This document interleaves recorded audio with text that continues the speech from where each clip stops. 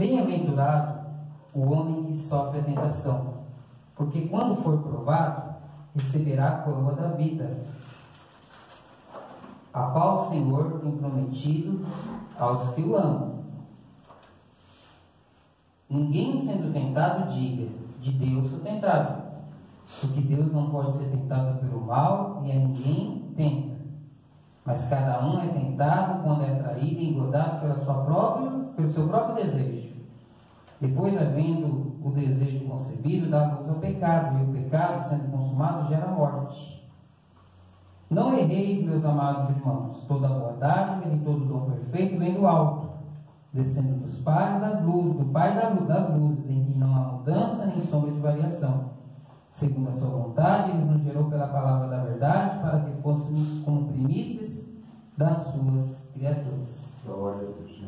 O apóstolo Tiago, o irmão do nosso Senhor Jesus, ele fala assim: bem-aventurado, ou seja, feliz é o homem que sofre a tentação. Por que ele fala isso? Porque a tentação, ela não é só serve para o mal. Quando você prova alguém, quando você tenta alguém, você sabe que depois daquela tentação, você sabe se a pessoa ela é fiel ou não. Se está todo mundo, está tudo bem, se está tudo ótimo, como que você vai saber se a pessoa está firme ou não?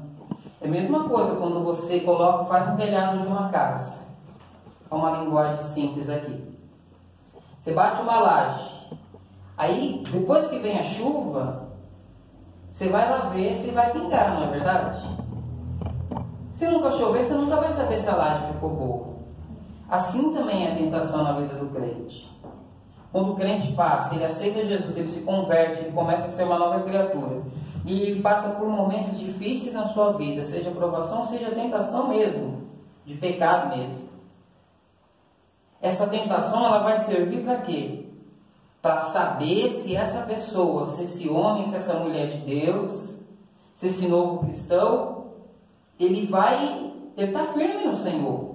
Se aquilo que ele tem pregado, se aquilo que ele tem louvado, né? Se aquilo que ele tem dito é aquilo mesmo que ele está falando. No meio da provação, no meio da tentação, que é o momento da gente de separar, né? Uma linguagem assim, homens de meninos. É no meio da tentação que é o meio de separar fiéis de infiéis. Então o irmão Tiago está falando o quê? Está falando, olha, feliz é o homem que sofre a tentação. Por quê? Porque ele vai receber do Senhor o quê? Feliz é o homem que sofre a tentação, porque quando for provado, receberá a coroa da vida, a qual o Senhor tem prometido ao que não, né? A recompensa. Então, quando a gente vê uma luta na nossa vida, e quando a gente vê tentações na nossa vida, a gente tem que entender assim, está difícil, mas se eu sobreviver a isso, vai ser uma prova porque eu estou firme no Senhor. E tem recompensa para mim. A vida eterna está guardada para mim. A coroa da vida, né, está guardada para mim. Mas como que nós vamos saber se uma laje está boa se não chover? Não é verdade? Então, ele está querendo dizer nesse sentido. Não é só mal, a tentação e as provações também não é só de todo o mal. Ela também serve para alguma coisa. Aí ele continua. Ninguém sendo tentado diga, de Deus sou tentado. Porque Deus não pode ser tentado pelo mal e a ninguém tenta. Aí entra aquela situação do quê? Da pessoa jogar a culpa em Deus ou no diabo. É no sentido assim, ou você culpa Deus, ou você culpa no diabo. É igual política. Esses dias eu encontrei um rapaz e ele falou assim, na época do governo passado, eu tinha isso, eu tinha aquilo, e eu quebrei. Eu fiquei pensando comigo, eu não falei nada para ele, mas eu também já quebrei também, já fiz planos e não deu certo. Mas foi culpa minha, de mal administração minha. Só que as pessoas, às vezes, quando ela quebra, ela quer pôr culpa em quem? Ela quer pôr culpa ou no governo, ou no fulano que alguém puxou o tapete dela. ela está sempre pondo culpa no ninguém. Foi fulano de tal. O casamento que agora foi meu cônjuge. O emprego está ruim, foi o patrão. Eu perdi o ônibus, é culpa do motorista que não parou. Nunca é culpa da gente. Nunca é culpa da gente que era para ter chegado mais cedo no ponto. A gente foi mandado embora, sempre alguém pegou no nosso pé, sempre alguém que está com implicância na nossa vida. Ou é Deus, como Adão falou, foi a mulher que tu me deste. Não foi isso? Foi a mulher. O ser humano, ele tem que... O que ele está falando? Já falou, você tem que bater no seu peito e assumir a bronca. Não, Senhor, eu que errei mesmo. Eu que falhei. Eu que administrei mal. Eu que dei lugar. Eu que não vigiei. É isso que ele está chamando a gente à reflexão. A gente quer sempre pôr culpa ou em Deus ou no diabo, ou ou quem está próximo ali. Ou é o governo deu certo, é a culpa desse. Aí passa um ano, troca de governo, é o outro governo. Mas nunca é a gente. Nunca é nós que metemos pés pelas mãos. Nunca é nós que não administramos o nosso salário direito. Não. A gente tem que ser pelo menos homem e mulher de Deus e honesto. A honestidade é divina. Olha o que ele fala, olha. Cada um é tentado quando é atraído e engodado pelo seu próprio desejo. Você vê que não está nem o diabo para ser anunciado aqui. Fala, cada um é tentado por causa de você mesmo. É você mesmo que está sendo tentado por causa de você mesmo. É o seu desejo. Sabe a sua natureza humana? Você é tentado pela sua natureza humana. Então ele está chamando a reflexão nesse texto no sentido do quê? Olha, vamos ser honestos. Não fala que é Deus. Não fala que é ninguém não. É você. Eu sou tentado por causa de minha fraqueza, minha natureza que é fraca. É eu que não vigio. Eu que sou estourado. Eu que não tenho domínio próprio.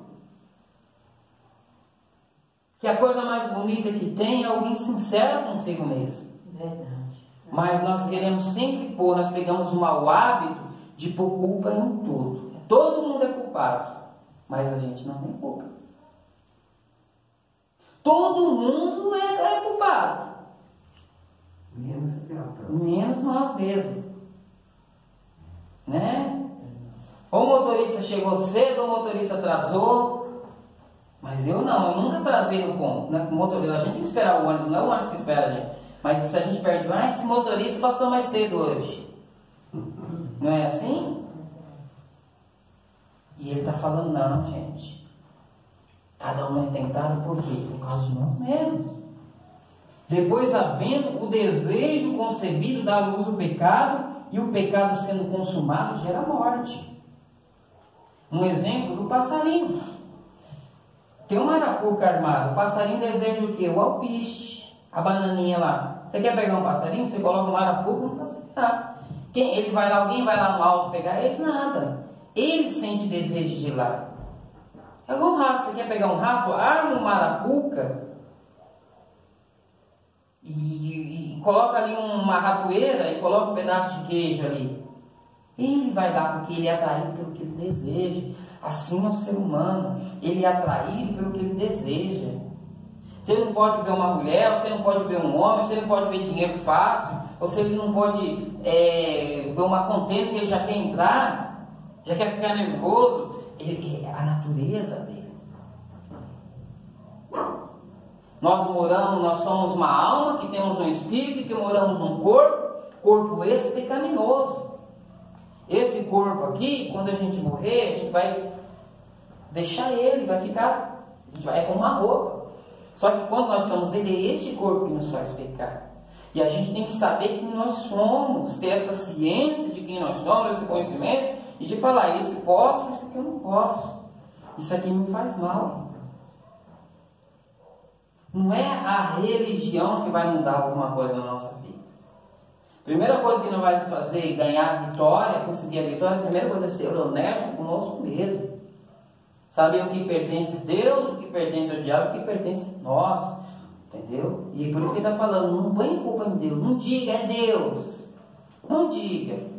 Você é tentado por causa de você mesmo. Você fica nervoso porque você é descontrolado por dentro. Você é atraído por pecados, coisas que a Bíblia fala que é errado. Por quê? Porque você tem dentro de você esse desejo. Então, a primeira coisa é ser honesto. Que quando a cura vem, a libertação vem, a primeira quando a gente é honesto com a gente mesmo. Mas quando a gente está falando assim, fulano de tal, é o diabo, é retaliação, é o governo, a gente nunca vai conseguir despertar para ser transformado. Então é um chamado do Tiago, ele está nos chamando para a honestidade pessoal. Não erreis, meus amados irmãos. Toda boa dádiva e todo dom perfeito vem do alto. Tudo que é bom vem de Deus. E tudo que é mal vem de mim. É bom vem de Deus, é mal vem de mim. Sabia? Está indo bem é Deus. Quando não dá eu que errei, eu que falhei. Essa que é a vitória, irmãos. Toda boa dádiva vem do alto, descendo do Pai das luzes, em que não há mudança nem sombra de variação. Deus não muda. Segundo a sua vontade, Ele nos gerou pela palavra da verdade, para que ficássemos como primícias das suas criaturas. Sabei isso, meus amados irmãos. Todo homem seja pronto a ouvir, tardio para falar, tardio para se irar, porque a ira do homem não opera a justiça de Deus. Pelo que, rejeitando toda imundície e superficialidade da malícia, recebei com mansidão a palavra enxertada, a qual pode salvar as vossas almas. A palavra enxertada é essa que a gente está sendo ministrada. A palavra do Evangelho que é ministrada. A gente tem que receber com mansidão. A gente tem que receber a palavra como um instrumento de cura, como instrumento de luz, como instrumento de transformação. A palavra que vai fazer mudar, a obediência à palavra, melhor dizer. Porque Deus deixou a palavra para dar direção ao ser humano, ao cristão, ao homem cristão, à mulher cristã, ao servo e à serva de Deus. Mas a gente tem que ser pronto para quê? Para ouvir. E tardio em falar e tardio em se irar. Né? Minha mãe que falava, né? Que fala, né? Quando eu falo assim, Deus te deu uma boca e 2 ouvidos, né? Você ouvir mais e falar menos. É assim que funciona. A gente ouvir mais a palavra, dar mais ouvido a Deus e falar menos. Quanto mais nós falamos, mais nós erramos. Né? Quanto mais nós falamos, mais nós estamos próximos de errar. Porque a gente às vezes fala, e nesse muito falar, vem os excessos. Porque se alguém é ouvinte da palavra e não cumpridor, é semelhante ao homem que contempla o seu espelho e o seu rosto natural. Porque se contempla a si mesmo, se foi e logo se esqueceu de como era. Né? Esses dias eu estava até falando, se a gente quer olhar no espelho e falar assim, eu sou crente, ou olhar no espelho, eu sou a igreja do Senhor. Olhar no espelho, eu sou um cristão. Olhar no espelho, eu sou filho de Deus. A gente precisa agir como um filho de Deus. Se quiser olhar para o seu rosto no espelho e falar, eu sou crente, eu sou um filho de Deus, eu sou alguém remido, lavado e remido pelo sangue de Jesus Cristo. Se eu quiser olhar no espelho, contemplar e falar isso, eu preciso agir assim. Eu preciso ser honesto comigo mesmo.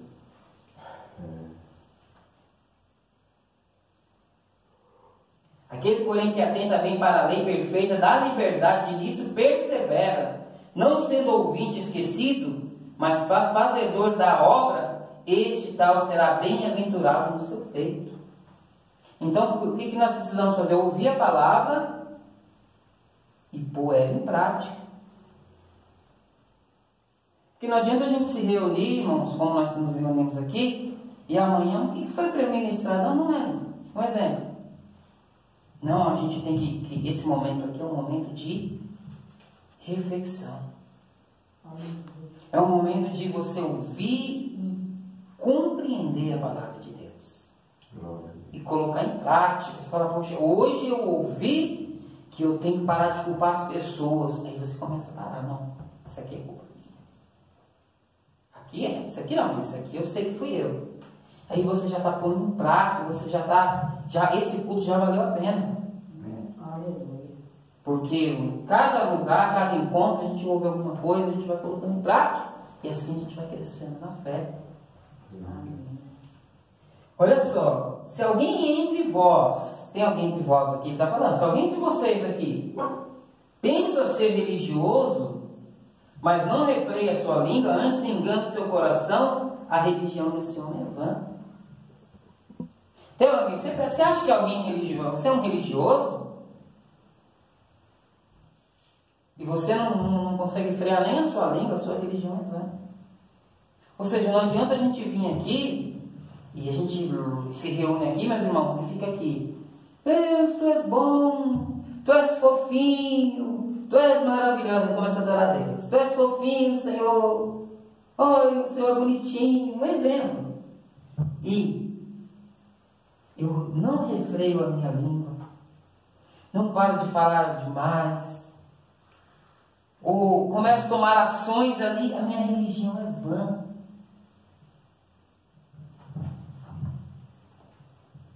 A religião pura e imaculada para com Deus, ou seja, a religião que Deus aceita, ele está querendo dizer. O Pai é esta, ele vai falar: visitar os órfãos e as viúvas nas suas tribulações e guardar da corrupção do mundo. Então, o que é religião para Deus? Ser católico, ser evangélico? Participar de uma instituição religiosa? Um CNPJ? Ah, qual igreja você é? Ah, eu sou daquela igreja lá. Daí vem um IBGE na sua porta. Você congrega em alguma? Ah, eu sou crente, eu sou evangélico. Coloca aí, eu sou evangélico. Não, coloca aí, eu sou católico. Ou coloca aí, eu sou espírita. A gente tem uma religião. Eu sou evangélico. Ou eu sou católico. Está falando, não. A religião que Deus aceita é qual? Visitar os órfãos e as viúvas na sua tribulação. Tem alguém no seu bairro, na sua sociedade, alguém que você conhece, está passando por tribulação, está precisando de um pacote de feijão, está frio, está precisando de uma blusa, está precisando comprar remédio, está com dor na perna, não tem dinheiro, está desempregado, está precisando de uma ajuda? Essa é a religião que Deus aceita. Olha o que ele está falando aqui. Eu estou aqui, o senhor é bonzinho, o senhor é fofinho, o senhor é bonitinho, benção. Mas aí eu estou lá na sociedade, eu estou passando por pessoas precisando da minha ajuda. Eu não estou. Ele está falando, a sua religião é vã. E ainda se eu falo mais do que devo, e ainda se eu começo a colocar culpa em Deus, no diabo e na sociedade, em tudo. Ou seja, eu estou sendo um religioso no sentido pejorativo da palavra. Sabe, no sentido de ser fariseu, é enganar a si mesmo. Sabe, eu tenho roupa de crente, ou roupa de católico, não sei se tem roupa de católico ou de crente, tenho roupa, tenho cara, faço tudo, mas não. Então, o que o apóstolo Tiago está nos ensinando nessa noite? Primeiro, Deus não tenta ninguém. Nós somos tentados pelo mal que já está em nós. O mal que habita em nós. Segundo, temos que ser honestos. Senhor, eu errei por causa de mim mesmo. Lembra de Saul? Saul pecou contra Deus? O que Saul fez? Ah, foi o povo que me incitou, né? O povo que me incitou a oferecer tapa com prece.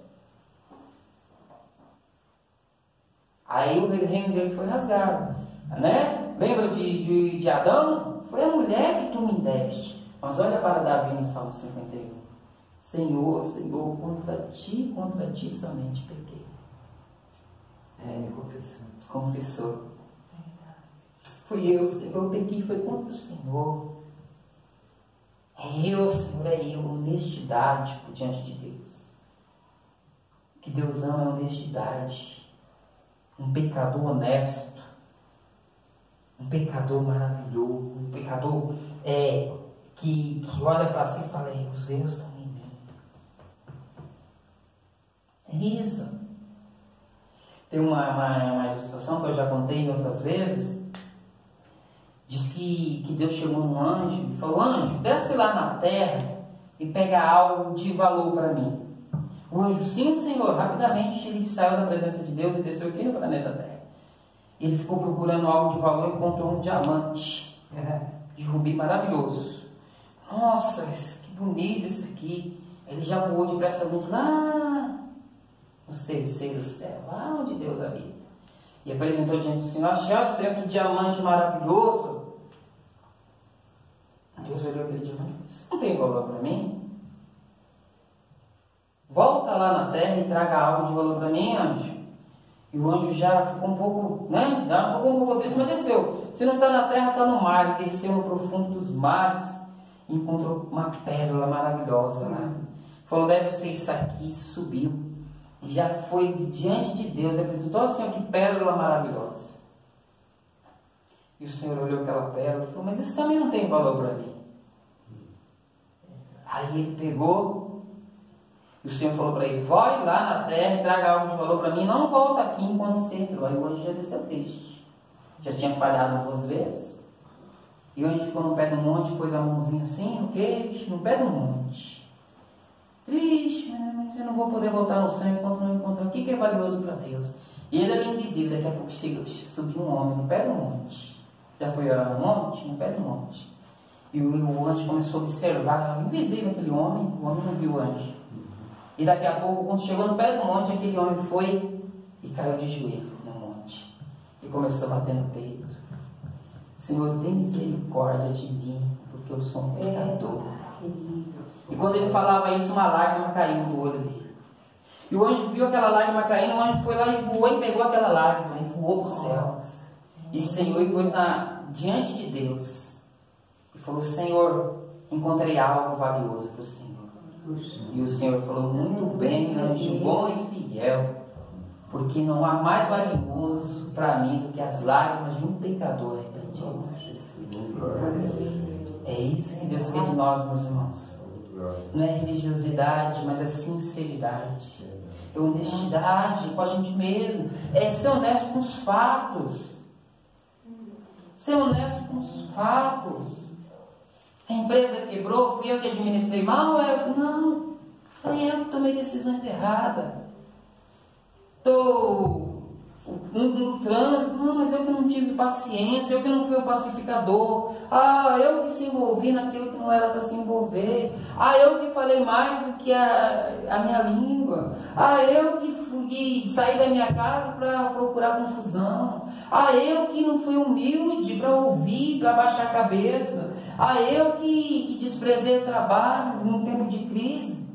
E aí, quando a gente é honesto com nós mesmos, quando nós somos honestos diante de Deus, que o problema do pecado Deus resolveu. O problema é como nós vamos agir diante do pecado. Com honestidade, encobrindo. Culpa de Deus, culpa do diabo, não diga isso. Eu sou tentado pelos meus desejos, eu que erro, eu que tomo bom, eu que não oro direito. E aí assim a gente vai começar a caminhar na vitória. Aleluia. E aí sim, nós vamos começar a caminhar para a vitória espiritual. Isso que precisa mais de nós, lágrimas de pecadores arrependidos, lágrimas de honestidade e sinceridade. O resto, não adianta que eu ficar aqui louvando e falando palavras bonitas para Deus. É legal, é gostoso ver pessoas pecadoras louvando a Deus. Isso é bom, é importante, dentro da sua importância. Mas a verdadeira religião para Deus, visitar os órfãos e as viúvas na sua tribulação, e fugir da corrupção do mundo, desse sistema mundano, que ninguém quer perdoar, que a pessoa só pensa no seu esse sistema, que quem tem mais pode mais, que eu vou ser feliz se eu tiver isso e tiver aquilo. Esse sistema, o Senhor fala, foge dessas coisas, foge da corrupção mundana. Fique debaixo das potentes mãos de Deus. Aleluia. se humilhe debaixo das potentes mãos de Deus. É seu tempo de dar a vitória. Amém? Glória. Vamos se colocar de pé e vamos orar por essa casa.